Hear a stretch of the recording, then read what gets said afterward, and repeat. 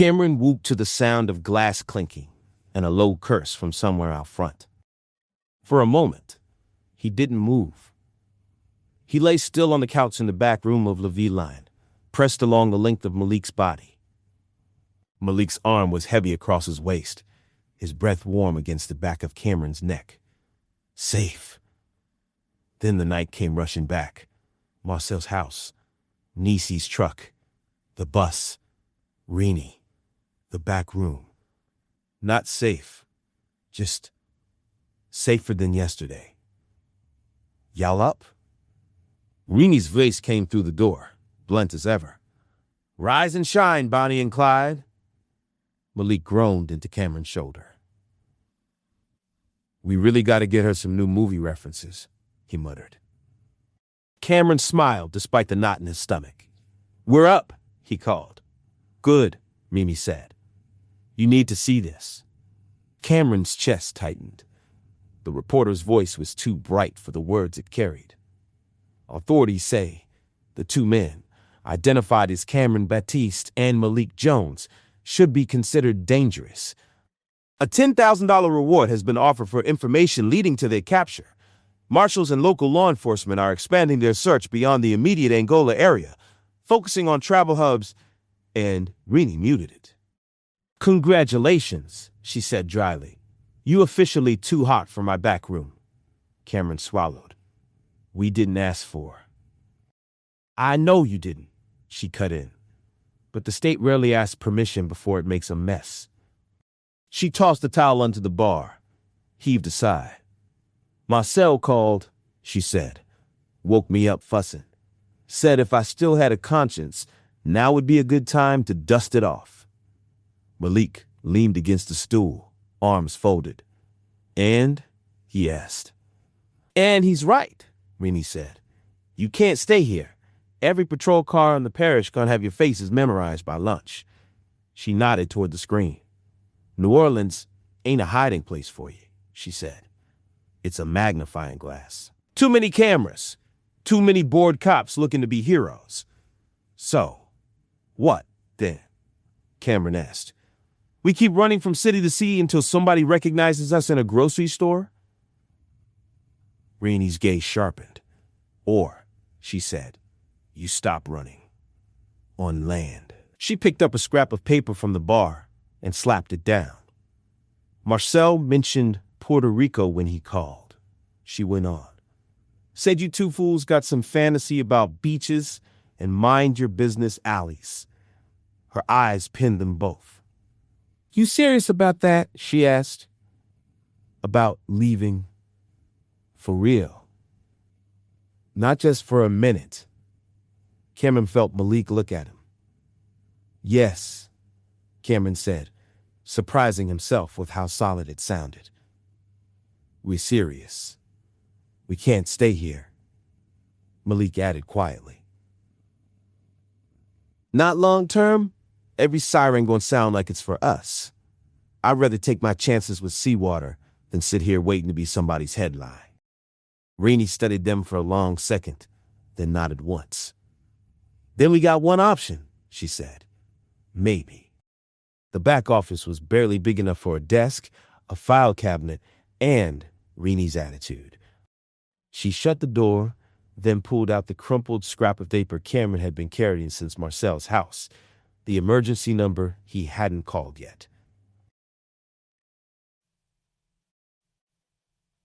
That the mystery man?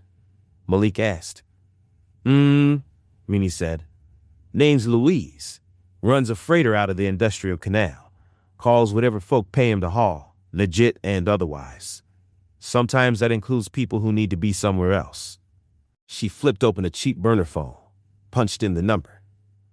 You let me talk first, she said. He's less likely to hang up on my voice. She put the phone to her ear. It rang. And rang. Then, Allo. Luis, Rini said. It's Rini from La Vie Line. A pause. Que tu quieres, mujer? The man's voice was wary, amused. I told you last time, I no taking nobody's cousins no more. Immigration all over me now. I ain't asking you for my cousin, Rini said. I'm asking for Marcel's. Another pause. Softer this time. El Viego Etienne? Louise asked. How's his bad back? Still bad, Leni said, but his heart's worse. He sent me 2 strays from the farm. She met Cameron's eyes while she said it. One with a number the news can't shut up about, she added. One they call accessory because they scared to say poverty. On the other end, Louis swore under his breath. You watching TV? Rini asked. They got their faces up every hour. I see, Louise muttered. Everybody see. K. Leo. You know what they call that for me? Heat. I know, Rini said. I also know you owe me for that time I didn't let your drunk behind sleep in my dumpster. A beat. Then a low chuckle. See Moquen the language, Louise said. Always with that mouth. He sighed. What they got? He asked. Money or just pretty eyes? Rini looked at Cameron. Trust fund, she said. Or what's left of it. Daddy moved it where he can get it. Boy got access to cash. Not stupid rich, but not broke. They on the line? Louise asked. Rainey put the phone on speaker and set it on the desk. Talk, she said to Cameron. He cleared his throat. Hello? He said. This is Cameron. You the pretty one from the TV, Louise said. You look like trouble. That's debatable, Cameron said weakly. And you? Louise asked. Malik said. I'm the one who knows which way to run when things go bad. Bueno, Louise said. At least one of you got sense. He let out another long breath.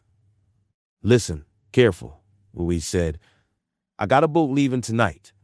Midnight. We go to San Juan, then farther south. Cargo, mostly boxes. Some things with names, some without. People? Cameron asked. Sometimes, Louise said.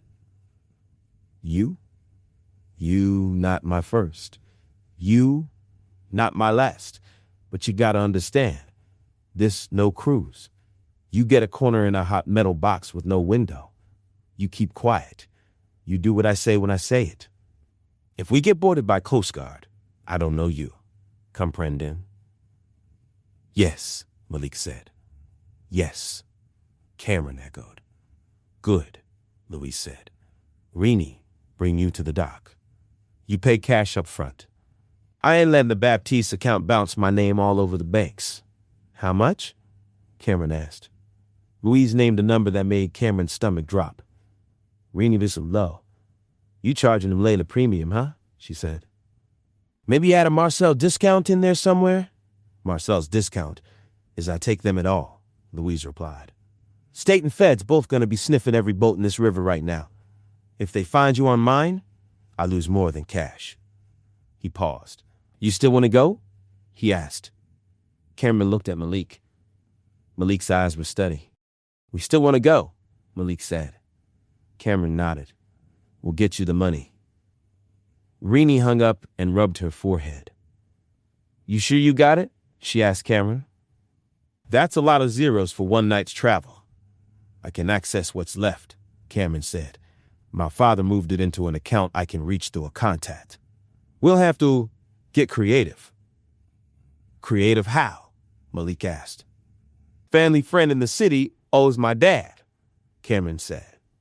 If I can get him on the phone without giving away my location, he can pull cash and drop it somewhere for us. The more people know you alive, the more people can sell that information, Rini warned. I know, Cameron said, but Louise isn't taking IUs. Rini sighed. Fine, she said. Use my office phone. Block the number. Change your voice if you got it, but make it quick. They had a few hours to wait. The bar hummed with low conversation. and clinking glasses out front. In the back room, it was just a fan and their braiding. Cameron sat on the edge of the cot, turning the medallion between his fingers. "You okay?" Malik asked from the couch. "I'm about to hand someone most of what's left of my former life," Cameron said, "in exchange for a chance to maybe not drown." "So, no," Malik said. "You're not okay." Cameron let out a breath that was almost a laugh. "Are you?" he asked. Malik thought about it. Clear," he said. "If that makes sense." "It doesn't," Cameron said. Malik shifted, sitting up. "In there," he said, "every day felt fuzzy, like I was walking through somebody else's dream. Bad one. But still, not mine." He watched Cameron's hands.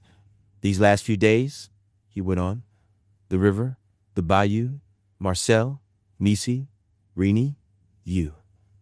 It all shop. I know what I'm choosing. That's something I ain't had in a long time." Cameron's throat tightened. "I'm choosing you," he said quietly. "Not just Puerto Rico. Not just out. You. Wherever we land." Malik's eyes softened. "You sure?" he asked. "Whole world full of men you ain't almost drowned with. You could pick easier." "I don't want easier," Cameron said. "I want real, even if it's hard." Malik stood and crossed the room, standing in front of him. "Stand up," he said. Cameron did. Malik took his hand, lacing their fingers. "Then hear me," he said. "If we step onto that boat tonight, we step as a unit. I don't mean we never argue. I don't mean we never scared. But we don't do I anymore when it comes to big choices. We do. We." Cameron swallowed. "We can't even get married," he said. "Not like this. Not legally. Not without papers. We'll be unofficial everything." Malik's grip tightened. "Yeah," he said, "but I ain't waiting on some government that already threw us away to tell me what to call you." He drew him closer, resting their joined hands over Cameron's heart. "You mine?" Malik said softly. "I'm yours, paper or no paper." Cameron's eyes burned. "That sounds a lot like a vow," he whispered. "Maybe it is," Malik said. "Maybe when we get where we're going, we say it again, on a beach somewhere, with less mold on the walls." He leaned in, their foreheads touching. "You in?" he asked. "I'm in," Cameron breathed. They kissed, slow at first, then deeper, the weight of what they were about to do pressing their bodies closer. Malik's hand slid to Cameron's waist, thumbs rubbing small circles through the thin fabric. Cameron's fingers found the back of Malik's neck, tracing the line of his hair, grounding himself in the warmth and strength there. The fan hummed. The bar noise rose and fell beyond the door. Somewhere down the street, a siren wailed, then faded. They kissed like the world might tilt again at any second. When they finally pulled apart, both breathing hard, Malik rested his forehead against Cameron's. "Tonight," he murmured, "we chase that line all the way south. Together," Cameron said. "Always," Malik replied. The dock smelled like diesel and river mud and old metal. Lights glared off the water in harsh pools. Cranes loomed like skeletal giants against the night sky. Rini drove them in a beat-up sedan that rattled in protest over every pothole. She parked in the shadow of a stack of rusting containers. "You got 10 minutes, she said. Boats at slip 14. White hull, blue stripe. Names like Caridad. Man with a cigarette and a bad attitude is Luis. What about cops? Malik asked. They patrol here, Meanie said. But they lazy. They like the marina better. Easier tickets. She turned in her seat to fist him. You sure you want to do this? She asked. Last chance to back out and go hole up in some shotgun house for 6 months instead. Cameron shook his head. If we stay, we're still running, he said. Just slower. Rennie studied him, then Malik. Marcel says, the river's still hungry, she murmured. Maybe this time it spit somebody out where they're supposed to be. She reached into the glove compartment and pulled out 2 small laminated cards. Don't ask where I got these, she said. Names are fake. Birthdays ain't yours. But they look official enough if somebody glances quick. Don't offer them unless you have to. Cameron took his. The name read Derek Cole. Malik said Andrew White. Thank you, Cameron said. Thank me by not getting caught with them, Rennie replied. If the feds come asking why 2 fake IDs got my fingerprints on them, I'm changing my name and moving to Nebraska. Malik leaned over and, to Rennie's visible surprise, hugged her. She froze for half a second, then patted his back, grumbling. Get off me, she muttered. You gonna wrinkle my shirt. Thank you, Malik said again, more quietly. Don't make me regret it, she said. They climbed out of the car and slipped into the maze of containers and shadows. Caps pulled low. The Caridad was smaller than Cameron expected. Not a huge cargo ship, just a weathered freighter. White paint, scarred by years of salt and work. Blue stripe faded, but still there. A man stood at the edge of the gangway, cigarette glowing, hat pulled down. Barrel-chested, late 40s maybe, with cinnamon skin and a once white t-shirt that had seen better days. His eyes tracked them as they approached.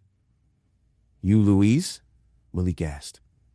Depends who's asking, the man said around his cigarette. Marcel Strays, Malik said. Louise snorted. You look like strays. His gaze dropped to the envelope Malik held. He held out a hand. Dinero primero, he said. Money first. Malik passed it over. Louise thumbed through the bills quickly, then tucked the envelope into his back pocket. Bueno, he said. Rules. You no go on deck unless I say. You no talk to crew unless they talk to you first. You no open the door when we tell you keep it closed. You get sick. You use the bucket, not my floor. You pray quiet. You die quiet. I ain't losing my life because you 2 want to play Romeo and Romeo south of the border. Cameron flushed. Malik's mouth twitched. We understand, Malik said. Louise jabbed his cigarette toward Cameron. You not cry on my boat, he said. I see your face. I know you the one gon' cry. I don't, Cameron started, then stopped. Okay, that's fair. Louise smirked. Come on, he said. Before I change my mind. They followed him up the gangway, boots thudding on the metal. At the top, the city spread out around them. Docks, lights, the dark line of the river. Farther off, the faint glow of downtown, the hum of a city that had no idea 2 of its newest arrivals were already leaving. Louise led them down a narrow corridor into the belly of the ship, to a small, windowless room that smelled like oil and old water. 2 narrow bunks, a bolt on the inside of the door, a single bare bulb. You stay here, he said. We pull out in 30 minutes. You feel movement. You don't scream. You hear voices outside. You stay quiet. You hear Coast Guard. You turn to smoke and disappear. Understand? Yes, they both said. Louise nodded once. Puerto Rico in 3 days, he said. If the sea behaves, and you do too. He shut the door. The bolt slid home. The ship moved. It was subtle at first, a low vibration through the floor, a shifting gravity under their feet. Then, more obvious, the roll and sway as they left the relative calm of the canal and hit the open gulf. Cameron sat on the lower bunk, one hand gripping the mattress, the other pressed over his stomach. "Are we really doing this?" he asked. "Like, actually?" Malik leaned back against the wall, head dunking softly. "We already are," he said. "We got a man up there pointing the whole boat south, instead of sitting on a porch. We got folks in 2 parishes lying for us. We got St. Jude on your necklace and Rennie's fake IDs." He reached over, took Cameron's hand. "This is the part where we trust the water again," he said quietly. "And each other." Cameron's fingers tightened around his. "I'm scared," he admitted. "I know," Malik said. "Me too." He turned, shifting to face him fully on the narrow bunk. "I'm also," Malik hesitated, searching for the word. "Glad." "Glad?" Cameron repeated. "That every time the world tried to drown us or lock us up," Malik said, "we still here. We still together. We still choosing something besides what they planned for us." He leaned in, resting his forehead against Cameron's. "That feel like a win," he murmured. "Even if we ain't crossed the ocean yet." Cameron's throat worked. "Come here," he whispered. They slid onto the bunk properly, bodies pressed together for balance as the ship rocked. The metal frame creaked. The bulb hummed overhead. They kissed, slow, then deeper, the rhythm of the ship underlining every movement. Cameron's hand slid under Malik's shirt, fingers tracing muscle and scar, memorizing every inch, like it might have to stand in for a map someday. Malik's palm cupped the back of Cameron's neck, thumb rubbing soothing circles as their mouths moved together. It was messy and tender and a little desperate. 2 men in a metal box somewhere between the life they'd fled and the one they hadn't reached yet. When they finally pulled apart, foreheads touching, breath mingled. The ship's motion had settled into something they could almost predict. "Think you can sleep?" Malik asked softly. "Maybe," Cameron said. "If you don't go anywhere, ain't nowhere else I want to be," Malik replied. They lay down, Malik on his back, Cameron tucked against his side, head on his chest. The low thrum of the engines and the slap of water against the hull became a strange kind of lullaby. Cameron closed his eyes. In his mind, he saw Angola's gates, the river, Marcel's porch, Nisi's truck, Rennie's bar. A chain of people who had, in their own ways, unclipped links from around his neck. He pictured them now as the coastline fell away behind the boat, replaced by open water. He whispered a thank you that no one but Malik and whatever watched over lost causes could hear. Louise hadn't wanted them on deck, but dawn on the 3rd day, he jerked his head toward the stairs. 5 minutes, he grunted. 5 minutes, no more. They climbed up into pale blue light. The air smelled different here, saltier, warmer. It tasted open.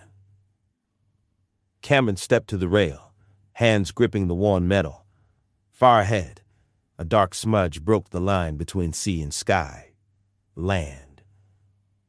As they watched, the smudge sharpened into a rise of hills, into scattered buildings, into the faint suggestion of a port.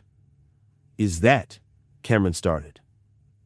"Puerto Rico," Malik finished quietly. They stood there in silence as the shape grew, as color crept into it. Green hills, white buildings, a splash of blue where some hotel advertised a pool to people who didn't have to cross an ocean in a metal box to get there. Cameron swallowed hard. "This is real," he whispered. "It's actually—" "We not there yet," Malik said, but there was wonder in his voice too. "But yeah, that's her." He reached over, laced their fingers together on the rail. "Remember what I told you?" he asked. "About streets where folks mind their business? Beaches where nobody watch you like you growing horns?" Cameron nodded, throat too tight for words. "Don't know if it's really like that everywhere here," Malik went on. "But it's a start. A place that ain't got our names typed in some warden's log every morning." Louise appeared behind them, cigarette already lit. 5 minutes almost up, he said. Puerto 40 don't like Epster faces on deck. Cameron turned to him. "What happens when we dock?" he asked. "Do you leave us somewhere specific?" "I drop cargo," Louise said. "I drop you. Not at the official pier. Little side slip where nobody cares who come and go." He flicked ash over the side. "After that," he said, "is your story, not mine." He shrugged. "You keep your heads down first few days," he advised. "You find work that pay cash. You learn enough Spanish that you don't look lost every time someone say buenos dias. And you never forget." He jabbed the finger at Cameron's chest, then Malik's. "You still who you are," he said. "Paper or no paper. You forget that, you drown, even if you never touch the water again." He turned to go, then paused. "Marcel's brother," he added. "Clay. He talked about this place sometimes. Said he wanted to see it once before he died. You walk a beach for him, eh?" Cameron and Malik exchanged a look. "We will," Malik said. Louise grunted and disappeared down the stairs. They stayed at the rail until the island filled their view, until they could see individual houses, laundry strung on lines, a church steeple, a graffiti-splashed wall, until the harbor swallowed them, water calming under the hull as Le Carrière eased toward whatever came next. Cameron exhaled. "Whatever happens," he said. "Thank you." "For what?" Malik asked. "For not letting me give up," Cameron said. "And there, at the river, in the bayou, on this boat." Malik's mouth curved. "You ain't exactly easy to shake," he said, "even when you tried." Cameron turned, leaned in, and kissed him. It was soft and quick, a promise pressed against the edge of a new world. When they broke apart, the city was there, waiting. Color, heat, noise. A place where their names didn't mean cell block first. Not yet. "We step off this boat," Malik said quietly. "We gotta pick who we gonna be, for real. Not just what's on a fake card." Cameron looked down at their joined hands, then at Malik's face. "Maybe we start with just being us," he said. Cameron and Malik. Two men on a street nobody knows yet. We can build the rest. Malik nodded slowly. "Yeah," he said, "we can." The ship eased toward the dock. Lies flew. Voices shouted in Spanish. The island spread out in front of them, full of strangers and possibilities and dangers they couldn't name yet. They didn't know where they'd sleep that night. They didn't know how they'd work or how long it would take for some old news clip to worm its way this far. They knew only this: they had outrun the prison. They had outswum the river. They had trusted the bayou and strangers and each other. And now, for the first time, they were about to walk onto a street where nobody expected anything from them at all. Cameron squeezed Malik's hand as Le Carrière kissed the dock with a soft bump. "Ready?" he asked. Malik took a breath, shoulders squaring. "No," he said. A slow smile spread across his face. "But I'm going anyway." They laughed, soft and a little shaky. And together, St. Jude, warm against Cameron's chest, Louisiana mud finally washed from their skin, the taste of salt and promise on their tongues, they stepped toward the gangway, toward Puerto Rico, toward whatever kind of freedom two black men who loved each other could carve out under a different sun. The river that had tried to hold them rolled on somewhere far behind. Ahead, The ocean opened wide.